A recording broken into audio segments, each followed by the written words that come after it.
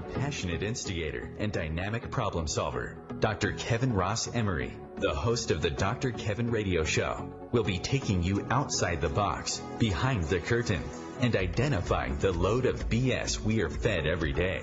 And now, Dr. Kevin.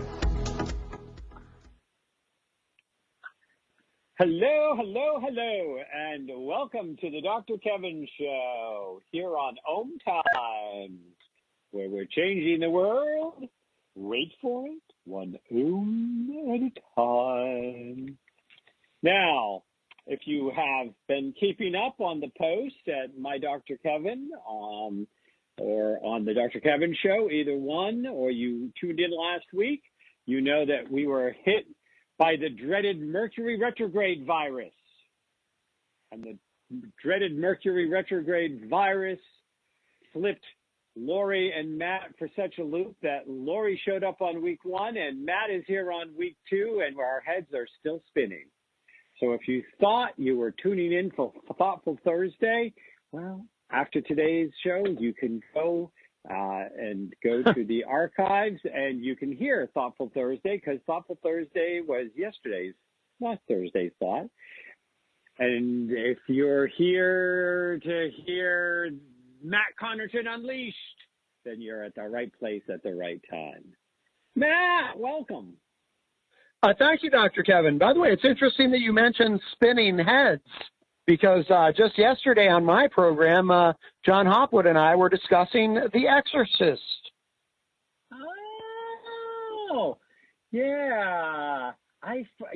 Sometimes I forget that they did a movie on John's life.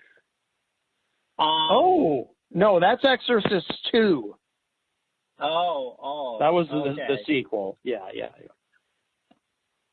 I thought it was Exercise More. Anyways. No, that's an old Jane Fonda VHS, which I still have. But, yeah. Well, the guy who played the priest passed away recently. Max, how do you say his name? Anyway, that guy. The young Italian priest. Max. Max von Sydow, yes. Okay. Yes. That one. Okay, yeah. I was thinking of the Karl Malden priest. There was a Karl Malden priest in that one, yeah, as well, I think. Anyways, so lots of stuff going on. I don't think we'll have a shortage of things to talk about in today's show, but who knows? And if we do, or if this conversation gets lively and interesting enough to engage you to the point of committing the action, the number is 202-570-7057. That's 202-570-7057. And that action would be calling in and sharing your opinion, commenting, asking questions, and being part of the conversation. Because that's how we make change in the world. We don't do it by sitting in our armchair, yelling at the computer, yelling at the TV, yelling at our iPad. We don't do it by complaining at the local bar to all the people about how horrible everything is. Nope. You got to show up. You got to be heard. You got to speak out. You got to take action. And you got to vote. So, Matt, tell us what's been new and exciting on the Matt Connarton Unleashed show. Well, Dr. Kevin, I am proud to tell you I am now officially an award-winning host. And what award did you win? Well, so there's this gentleman named Chris James. He's a comedian from Vancouver, and he hosts a show that you can find on YouTube that I'm often featured in called Not Even a Show. And he calls these different shows, and he harasses them. He does prank calls and whatnot. And he called me today, live on the air, to inform me that I've won an award in the Not Even a Show Awards, and I've won the award of nicest host. So I am officially the nicest host. Oh my! Yes. Yeah, I would never win that award. Oh, I don't know. If you work hard enough, you can get it Congratulations. too. Thank you, Dr. Kevin. Thank you. I'm very excited. And it couldn't have happened to a nicer, not really a show host. Yes. Thank you. So, anyways, moving right along from that, I think that's great. That's fabulous. Certainly, I think that the next thing you should do is win an Odie? Is there an Odie or something is it an Odie or maybe it's an innie? I'm not sure. I don't know. I have an innie. I don't. I object to Odies. I think they should be surgically repaired. Now there's some kind of funky internet. No, well, you're not internet radio anymore. There's an award that's given to radio show hosts that I think are like podcasters and internet, but you're not internet. I'm live, but I'm an internet radio show. I'm not on the airwaves. I'm on the internet airwaves. So anyway, but there's some funky name of an award you can win for being a host on one of those. Oh, okay. I can't remember what it is. It has some weird name. It always makes me. It made me always think of Opie from Andy Griffith. Oh. Yeah. And so, moving right along. Yes. Let's talk about. We have not talked since Super Tuesday. This has drastically. So I would love to hear feedback about. And you've had a couple of political experts on your show, I've seen, political commentators or whatever, or commenters or people who can't get a job doing anything else. Sure. On your show. And so I would like the Matt Connarton and the wisdom of some Super Tuesday Matt view of the world of what's going on with the elections, what's going on with the Democrats, what do you think? And will Bernie's followers, if he doesn't get the nomination, really reelect Trump? Not Trump. Trump supporters, that's a different story. But Bernie supporters could reelect Trump just because they're... Anyways, go ahead. Well, I mean, there's the risk that Bernie supporters are going to stay home, like some of them did in 2016. But no, I mean, I will say I was very wrong. I honestly thought that Bernie was going to be the nominee. That was my prediction. After Biden performed so poorly in Iowa and then New Hampshire and then Nevada. But the guy, referring to Biden, of course, I mean, he is Lazarus. I mean, I don't think we've ever seen a political comeback on this scale before. I mean, for him to come back and crush Bernie in South Carolina, I mean, he really owes it all to Jim Clyburn, because the way Clyburn endorsed Biden in South Carolina, the way it was done, the timing of it, it was perfect. It could not have been done any better. And then, of course, Biden crushed Bernie in South Carolina, which, leads to donors suddenly feeling more confident in their candidate again and opening up their pocketbooks and getting behind him. And then Biden went on to, really do extremely well on Super Tuesday. And then we had Mini Tuesday or Big Tuesday, as I think NPR was calling it, with Michigan kind of being the main event in that one, and Biden again, pretty much finishing Bernie off, in my view. I mean, they're still going to debate, but I mean, it's really incredible. I think it's a mistake. I don't think Biden should be the nominee, but it's just a remarkable. I mean, we've never seen anything like this in terms of a comeback, So I'm going to ask the question: why are you saying that you don't think Biden? Do you prefer Bernie over Biden? Yeah. I think Bernie would be the better choice. I think that Biden, I'm going to vote for whoever the Democratic nominee is, and it's clearly going to be Biden, but, I'm worried about Biden on that stage next to Trump, in those debates. I really am. I mean, you know, I do think, I mean, I'm not going to diagnose him like some people do. I don't do that to Trump, and I don't do that to Biden either, you know, using the D word, dementia. But I do think there's clear cognitive impairment there, with Biden. And I'm, genuinely worried that, you know, he's not going to, I mean, he's got a weird thing that he does during these debates with the other Democrats that, if he does it with Trump, I mean, Trump's going to devour him. It's that thing where Biden will be speaking and then he interrupts himself mid-sentence and says, "Oh, well, I'm out of time."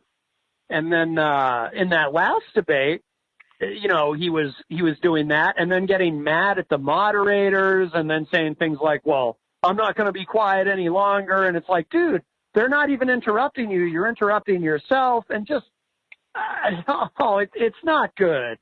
I don't feel good about him going into that debate against, those debates against Trump. I think, whereas with Bernie, look, Bernie's a year older than Biden, but I cannot think of a single moment ever that I've seen where Bernie has been speaking and I thought, uh-oh, he seems confused.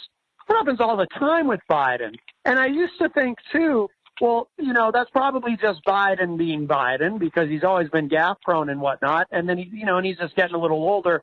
But then I see these weird things like there's this clip of him announcing himself as a candidate for the United States Senate.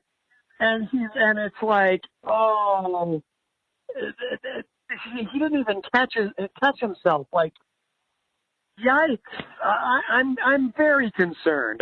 I'm concerned that the choice is going to come down to either we stick with the 73-year-old who shows clear signs of cognitive impairment, or we swap him out for a 77-year-old who shows clear signs of cognitive impairment. And I almost can't believe it that that's where we are.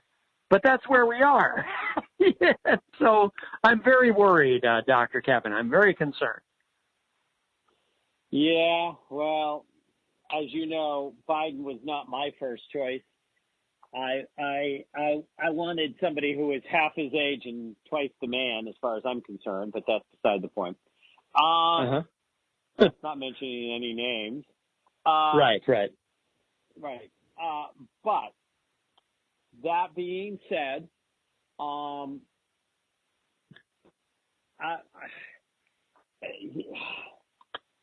it's where we're stuck. I mean, it's where we're stuck, and I fear that Bernie will be too divisive, and I'm just not sure. I don't know.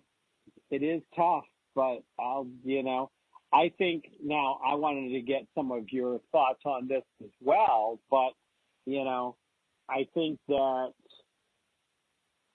Trump is showing more vulnerability with a possibility of getting him out than he has in his whole presidency. Oh, yeah. I think he's panicked. I think he's panicked over the coronavirus. Well, he's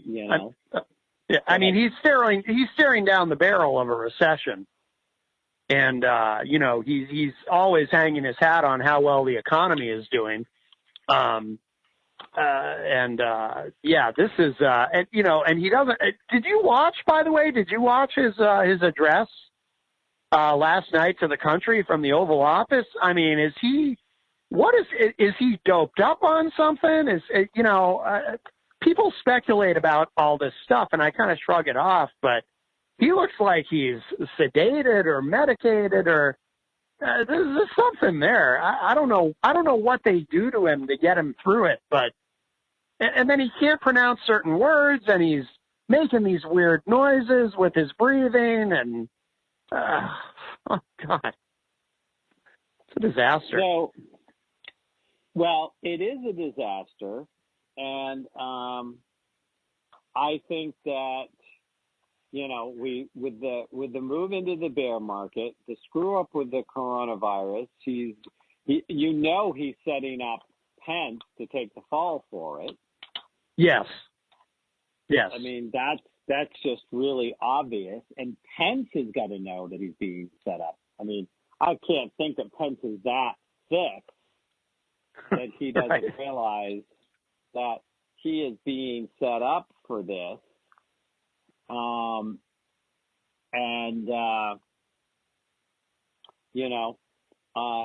But I don't think that Trump is going to be able, I mean, like you've always said, the people that are going to stick with him no matter what are going to stick with him no matter what. Mm-hmm. And they'll believe, there was something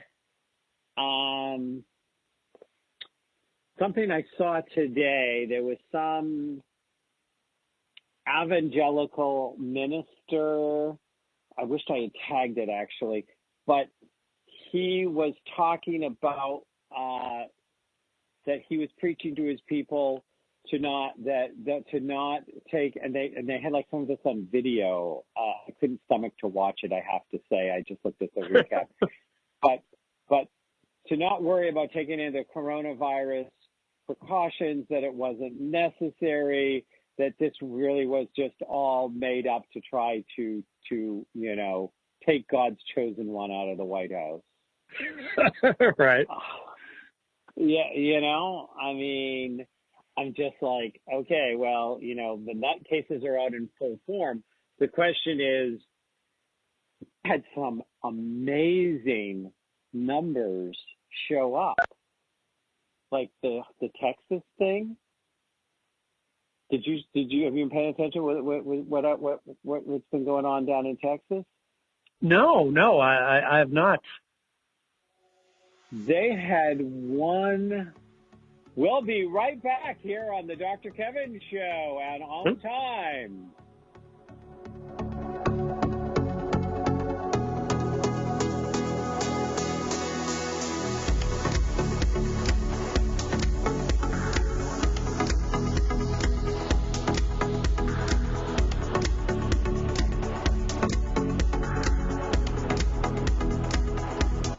Conscious media for conscious minds. OMTimes. Have you ever wondered how to change your love paradigm? The secret key is finding a love partnership, not just a regular connection. How do you find these? Through conscious relationships. Ascending Hearts Dating is a dating site for people like you that believes in second chances and a different type of spiritual connection. Try Ascending Hearts for free today at ascendinghearts.com and change your love paradigm. Ascending Hearts, the premier dating community for the spiritually awake. Hello, I'm Sandy Sedgbeer, host of OMTimes Magazine's flagship radio show, What is Going On? My passion is sifting through information, research, and innovations from new thought teachers, speakers, and researchers pushing back the boundaries of what we know about life, energy, metaphysics, and the universe. I love shifting perceptions about who we are, why we're here, and how quickly impossible becomes normal when we open our minds, expand our awareness, and accept that the only limits that exist are those we place upon ourselves.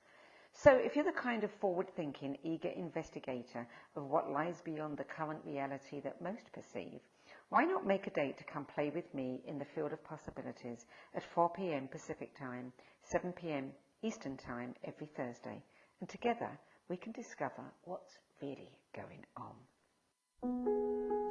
Imagine being fired because of who you love. Imagine being denied medical treatment because of who you marry. Imagine being evicted because of who you are. Millions of Americans don't have to imagine this. They have to live it. Because in 31 states, it's legal to discriminate against LGBT people. Get the facts at beyondido.org. Brought to you by the Gill Foundation and the Ad Council.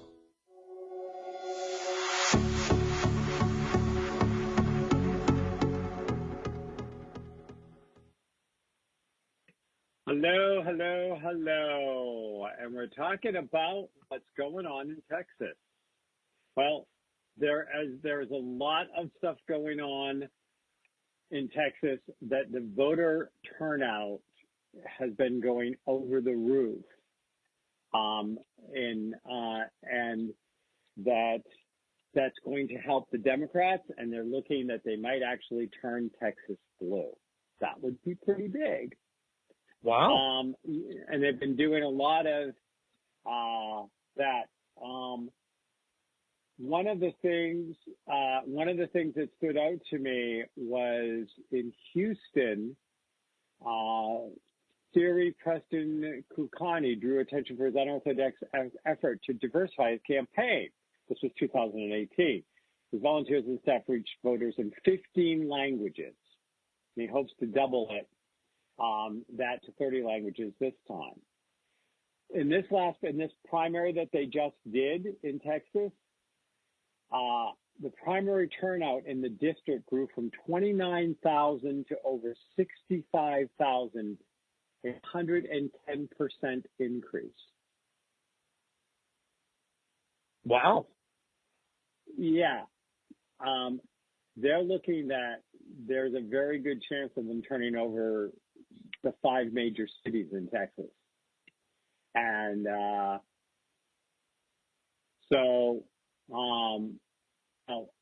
again, we're not going to know until everything finishes playing out. But in 6 of the Democratic targeted districts, between 8 and 12% of early voters in the 2020 Democratic primary had voted in a Republican primary in either 2016 or 2018 or both years.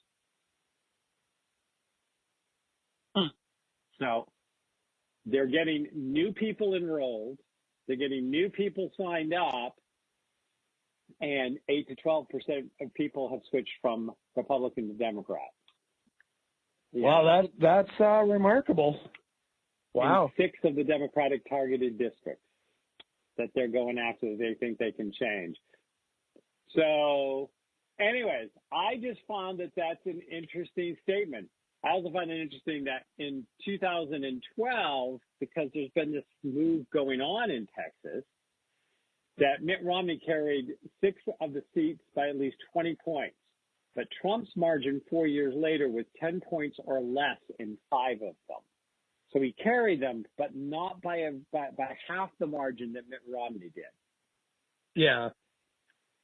And, you know, I don't think that he probably has done much to convert any of those people that jumped ship when it went from Mitt to Trump. Right. So we'll see. We'll see. But I just thought that was an interesting set of shifts, so to speak. Because Texas turning blue would definitely change the map. Yeah. Oh, absolutely. And that's a lot of electoral votes there. Yep. And Michigan had some record high turnouts too. And theirs. Yeah. Yeah. And they're saying that, you know, that some of that were people that sat out the Hillary Trump battle, which is why Hillary lost Michigan. But the voter turnouts are saying there is change in the air. On top of we're in a bear market, and the coronavirus is definitely having a negative impact on a lot of different places. But one thing that is definitely impacting in a positive way is in some of the clearest ways yet, how unsuited and incapable and buffoonish Trump is as president. Because he can't even cover up his cover-ups with this virus. I mean, that's just what I got. What did you get from watching his thing last night? From watching his address? Yeah, besides the fun of his hot mic. Well, like I said, I mean, I think he looks. I think he's panicked. I think he I think he's in over his head. I think he's probably pretty miserable because he assumed he was going to cruise to re-election on a strong economy, you know. He made some weird noises while he was talking, you know. But, yeah, by the way, I think it's also weird that he refuses to get tested, even though we know he's been exposed to it, because he's been exposed to people who have it. You know, like, what kind of an example does that set for people? You know, that he himself refuses to get tested. That's crazy. Yep. Well, we now have our 6th case in New Hampshire. We went from 5 to 6 today. Yeah. Yeah, I think it's 5 to 6. The 6th case was treated at Portsmouth in Portsmouth Hospital. Okay. That was tested. That tested positive for it. I mean, it's just and so anything else on the political scene where Warren stayed in through Super Tuesday but bowed out. But Pete threw it all to Biden. Klobuchar threw it all to Biden. Booker's thrown up. Has Warren? I've been straight out busy, so I'm not on top of everything. Has Warren actually come behind to support anyone, or is she still staying on the fence? She's still staying on the fence. And she's still, talking about, she lost because of sexism and misogyny, and which I don't buy. I mean, how do you feel about that? I mean, I think she had some issues as a candidate. I don't think that, maybe I don't sound woke, as people like to say now, but I don't think she lost because of anything like that. I don't think Hillary lost because of anything like that, to be honest with you. I mean, how do you feel about that? I'm going to perform the world-famous Dr. Kevin trick here. Are you prepared, Yeah. Matthew? I'm prepared. I am going to talk out of both sides of my mouth at the same time. Okay. I think I agree with you and I disagree with you. Yeah. I think that on one hand, the problem with Hillary, there was a lot of problems with Hillary. She carried too much baggage. The thing that amazes me, and I know this for a number of different reasons, which we won't go into, but let's just say because it has to do with the work I do, that there were a lot of women that turned against Hillary because she stayed with Bill Clinton during the affair. Yeah. And a lot of them were women that had husbands that cheated on them that they stayed with. Mm-hmm. And they crucified her for doing what they did. Yeah. And I don't think a lot of people realize how much that affected some of the support she had in the female market. They wanted, and so it's just an odd little factoid, but I wanted to throw that out there. But Hillary came with a lot of baggage.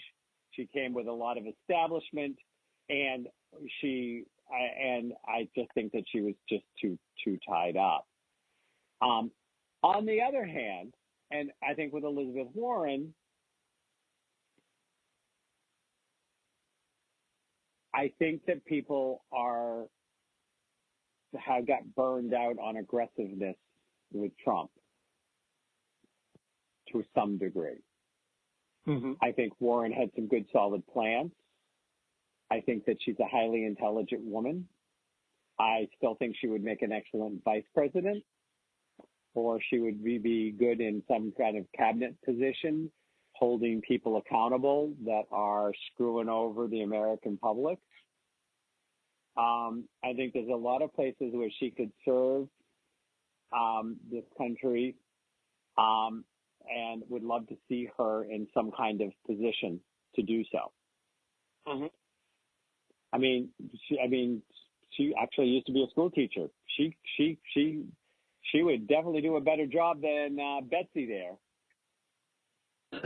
Well, of course. Yeah, well, then again, I could say the same thing about a turnip. Anyways, but, I would love to see her in that role. I'd love to see her in any role. But I think she brought too much anger. And I think that especially since she was preaching to the Democrats, I think that she was almost a little too Trump-like in that way. In that way, her. It was like, do you have a normal tone of voice? Can you talk softly? She's very earnest. Rule? She's very earnest. She's very intense, and she got very fired up, and sometimes lost the compassion. So. Or lost the fact that I'm sure that she's a very compassionate woman, but the compassionate part of her message got lost in the decibels of her voice and her yelling and screaming. Because that was my experience with her. But it's one of the reasons I also don't like Bernie. I'm like, I don't need another screaming person in the White House pointing fingers and hollering at people and calling names. I need a unifier. Yeah. And, Pete was my first choice. No secret there. Right. I think it's interesting he's doing Jimmy Kimmel Live tonight. Did you see that? He's hosting it. No. He's a guest host. Oh, yeah. He looks like, I was going to say he looks like Jimmy Fallon. Not Jimmy Kimmel, but, yeah. Oh, that's interesting. I didn't know he was guest hosting. Yeah, he's guest hosting tonight, which I find very interesting. He's up to something. He's up to something. We've not seen the last of him. Yeah. But, and I liked a lot about Elizabeth Warren. And, but at the end of it, I got turned away by the even when they were justified. You can't just always be attacking and have no balance or softness in it. Now, on the other hand, Bernie gets away with it. Trump got away with it. And men can get away with it.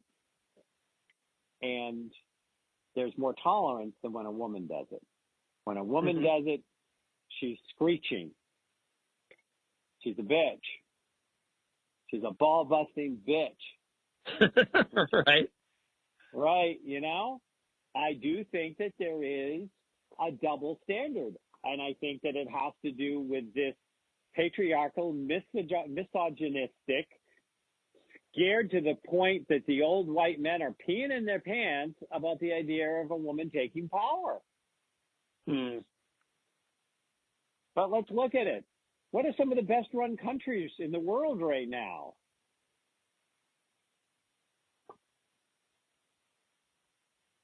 Well, you've got Germany. You've got Germany. Germany's run by a woman. Is run by a woman, and I think that Angela Merkel. she's got stuff like everybody's got stuff. But I have to tell you, I think that, if anybody has a question about whether a woman can run a country or not, they need to look at her. I also didn't agree with her policies and stuff like that, but you didn't want to get on the wrong side of Margaret Thatcher either when she was in power. Oh, yes, the Iron Lady, yes. The Iron Lady, she didn't take any prisoners. That's true. I think in New Zealand is run by a female now. I mean, the number is rising, and there is not this, there is no truth is that they're not built for that. They're not, they're not as strong as men. They're not as bright as. I love when you hear they're not as bright as men. I heard that less than a year ago in a supermarket talking to somebody. Probably was 2 years ago now because I lose track of time, talking to somebody when I was down when my mother was still living in Florida and visiting, and something came up, and it was about Hillary Clinton, and they were like, well, but women aren't bright enough to be the president of the United States. And this was by a woman. A woman said that to me. Wow. An older woman, but a woman said that. I mean, this is a insidious, toxic.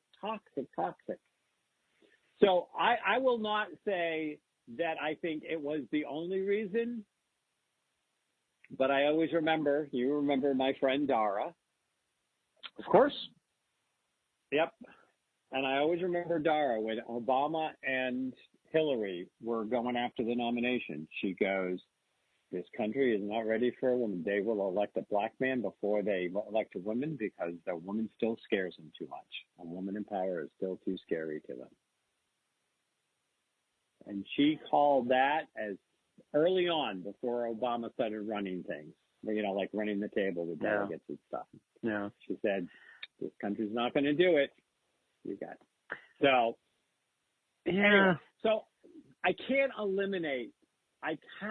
eliminate that I think that there is some truth in it. Yeah. The thing is, though, as far as the country not being ready to elect a woman, I mean, in 2016, let's not forget, more people did vote for Hillary Clinton than voted for Donald Trump. Yeah. I mean, he only won the presidency because of the Electoral College, but she did win the popular vote. Yeah. So that's one of the things that makes me skeptical about the sexism and the misogyny. It's like, well, actually, more people did choose her than chose him. Yeah. No, and that's true. That's true. Yeah. Like I said, I think it was a factor. I still think it's a factor. Yeah. I think there were people that, if Elizabeth Warren said what she said and did what she did, and she was wearing pants and, chewing tobacco and scratching herself, that she would have gone further. Yeah. Lovely description of a man. And we'll be right back. The Real Conscious Connection. OMTimes Radio. IOM FM. The number one reason girls drop out of school in sub-Saharan Africa is lack of access to feminine hygiene products. The Pads for Schoolgirls Project, an outreach of Humanity Healing International, is changing this paradigm by setting up sewing programs at schools, teaching girls a vocational skill, while producing the reusable pads that help keep them attending classes. The girls pay it forward by making and giving pad kits to other girls in need. To learn more, visit humanityhealing.org. Humanity Healing is where your heart is. More than 24 million Americans have an autoimmune disorder, and that number continues to grow. I'm Sharon Saylor, and I'm one of those 24 million. To put that number in perspective, cancer affects about 9 million and heart disease up to 22 million. That's why I've brought together top experts and those thriving regardless of their diagnosis to bring you the latest, most up-to-date information. Join me, Sharon Saylor, Friday night, 7 p.m. Eastern, for the Autoimmune Hour on Life Interrupted Radio to find out how to live your life uninterrupted. 911, what is your emergency? My kid shot himself. All right, where's the wounds? 911, what's your emergency? Please help. My son shot his brother. 911, what's your emergency? Okay. 911, please state your emergency. Every day, 8 kids and teens are unintentionally killed or injured by loaded and unlocked guns. It wasn't locked. Learn how to make your home safer at endfamilyfire.org. Brought to you by the Ad Council and End Family Fire.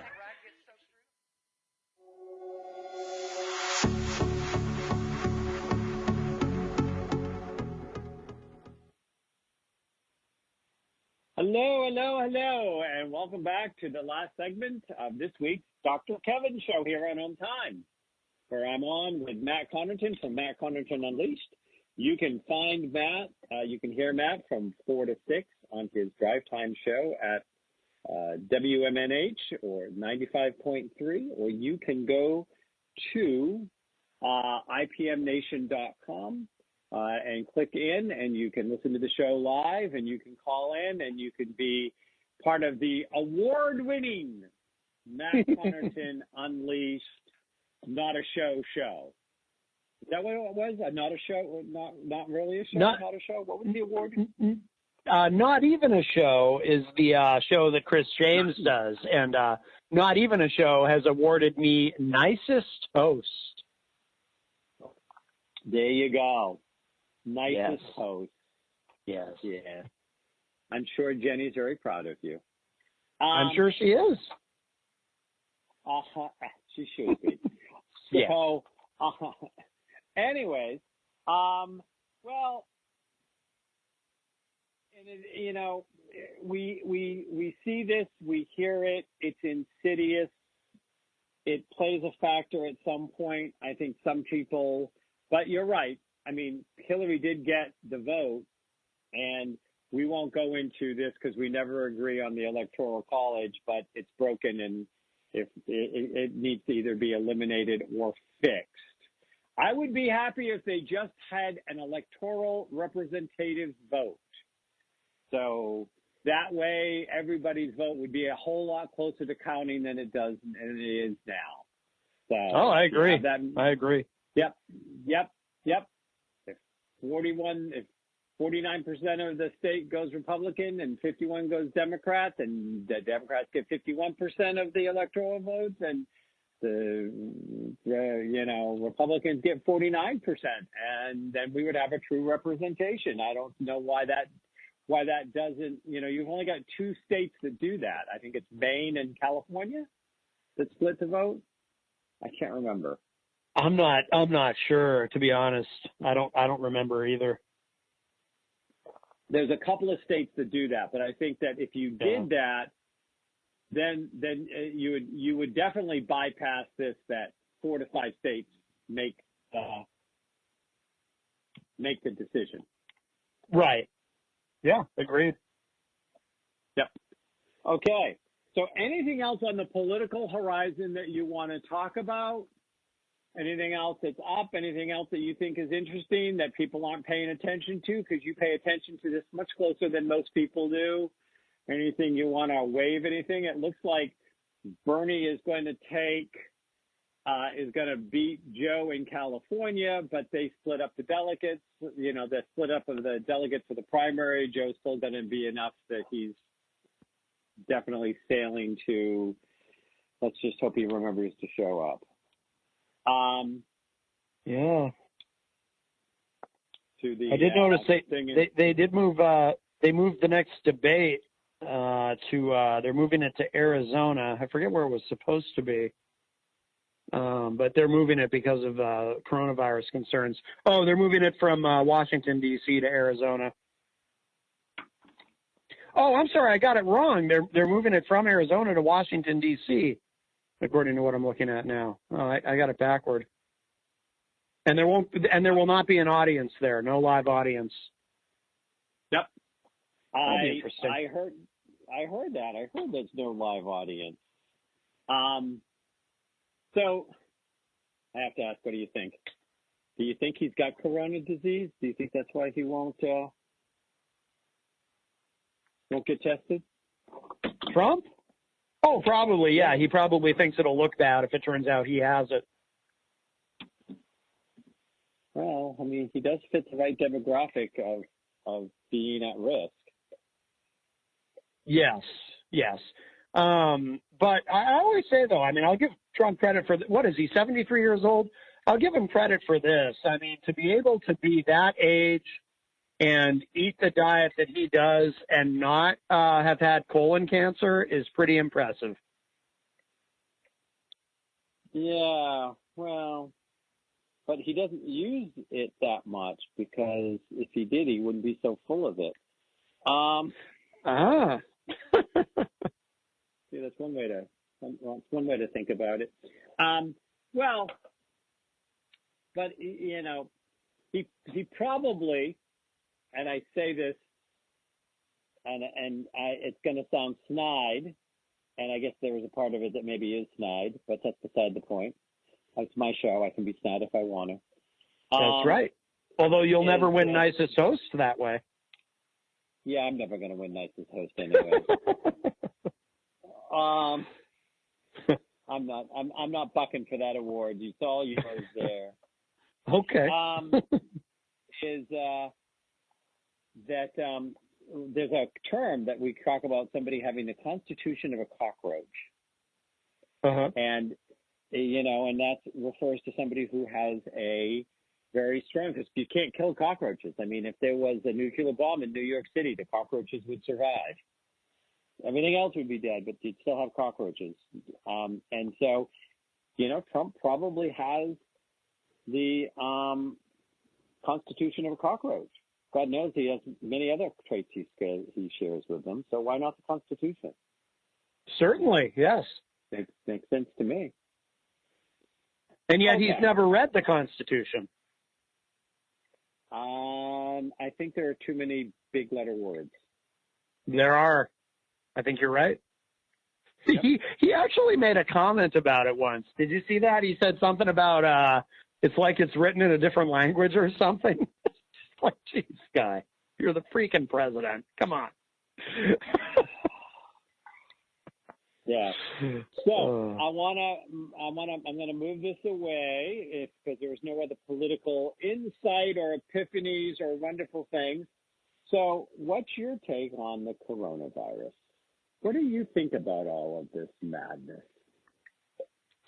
Well, I've been hearing since I was a wee lad, a young urchin, that, scientists have said that we're due for some sort of mass pandemic that wipes out a segment of the population.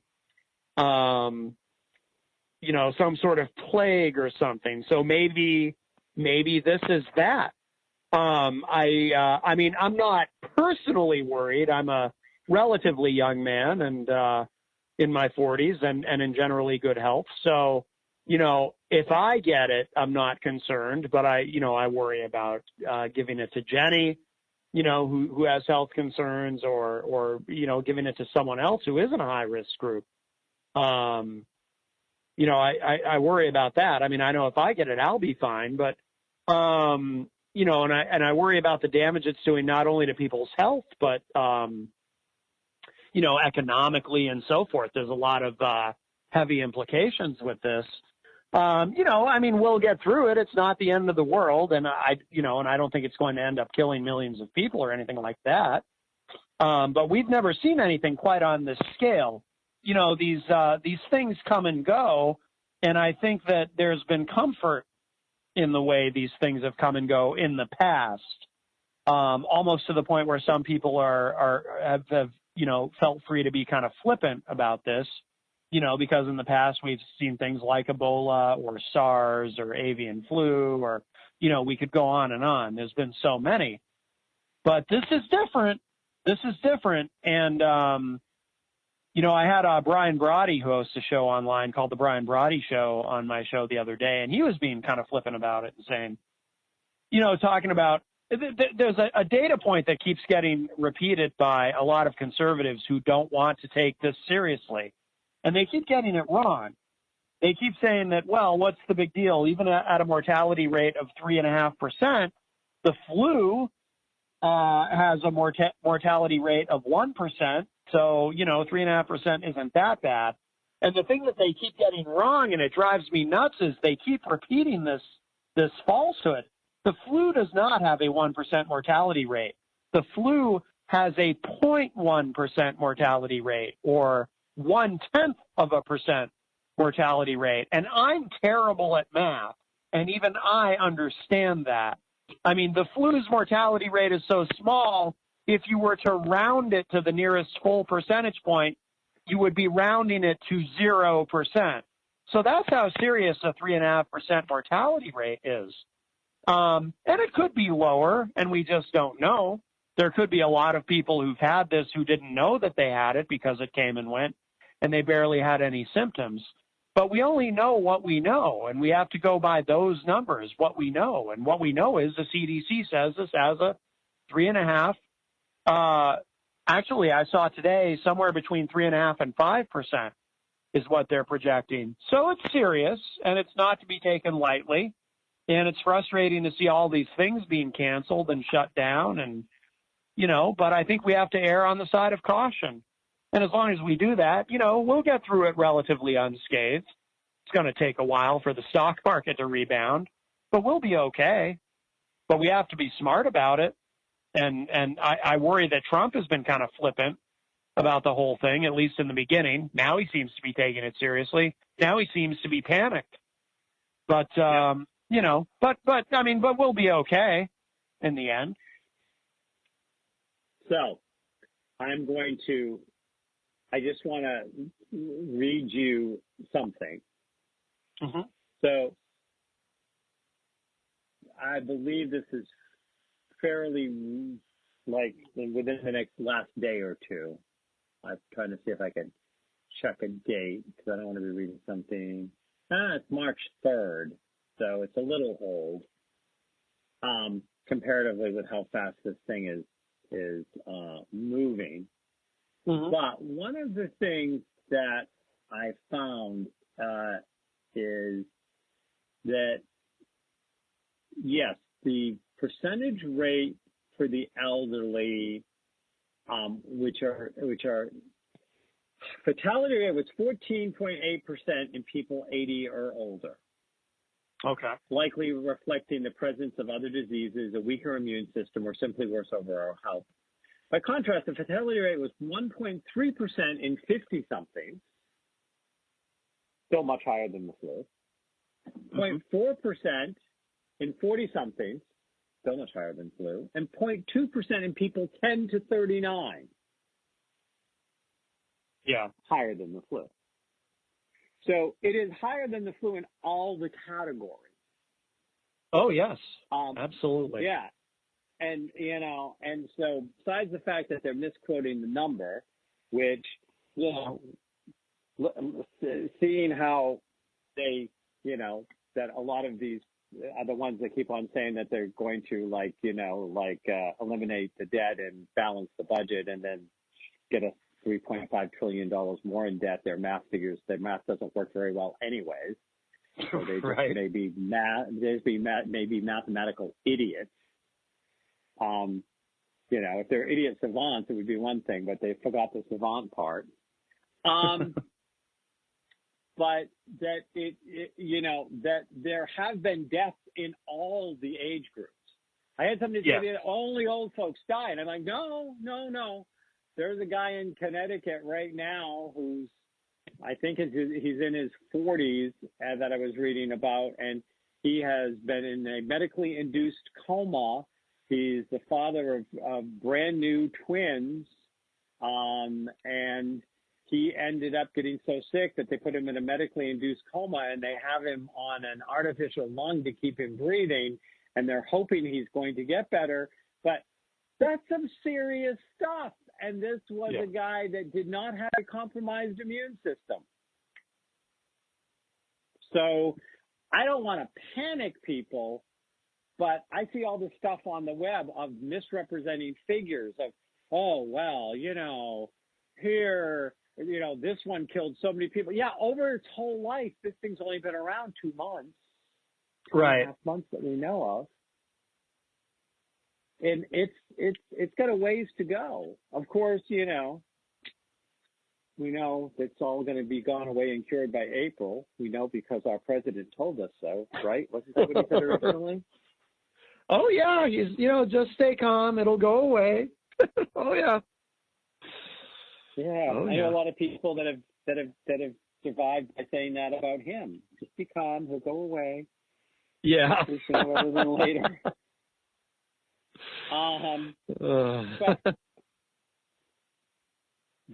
I'm watching things because, you know, and it's going to be, it's interesting because right now you're seeing one group of people getting hit with it that is going to have, I'm trying to figure out how to say this correctly. And it's not because I'm trying to be politically correct, because we know I don't do that crap. But we're seeing it get spread among a less vulnerable to a fatality group right now as it's going on. I mean, you had the whole disaster in Washington when it went to a nursing home. Mm-hmm. And, you know, I have concerns. I mean, my mother is living in a senior adult community in Kittery, and they just had a case, Kittery, Maine, and they just had a case in Portsmouth. And there are people in Portsmouth that go visit their parents at this place in Kittery. So what's the likelihood? Now, she's healthy as a horse, but she's still 84 years old. She's still an 84-year-old horse that she's healthy as. Right. But having it spread through like the community in Rochelle, where it was a tight religious community, or having it spread in Biogen in California, where it was a bunch of 20, 30 somethings for the most part, more tendency to probably eat better, take care of their life more. What happens when this hits the NASCAR group? Right. Yeah. Point taken. Oh, yeah. Yeah. Oh, yes. Yeah. There's going to be some interesting times when it hits people that have a lot less care that they take. We're going to see the deaths of younger people go up. Younger, 40, 50-something younger, 30-something, but still. Matt, as always, thank you for coming on, and I will be talking to you in just 2 or 3 more weeks as you're on. That sounds great.